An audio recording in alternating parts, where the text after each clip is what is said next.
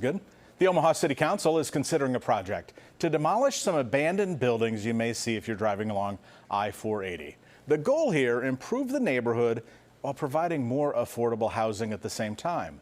First Alert 6's Ron Johnson spoke with neighbors about the idea.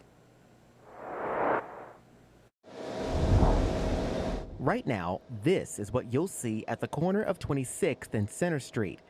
A rundown building that leaves neighbors uneasy. The kids think it's haunted and spooky and scary. The building that sits here has been abandoned for quite some time, and neighbors who live here know that all too well. They say it attracts crime, among other things. Recently, we had a homeless man assaulted by a younger crowd, and I think the crime that just comes with this building is kind of a poor taste for the neighborhood. Fires have happened here too, including one just last month.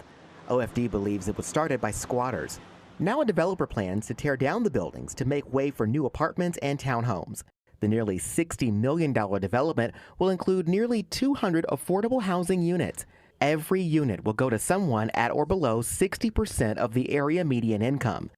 The development is looking for money from the city to jumpstart the work. And this is a great $3.6 million TIF project that will get affordable housing for people in the community that are in need of it. And we desperately need affordable housing. Neighbors are excited to work to make their neighborhood better. I think that's great.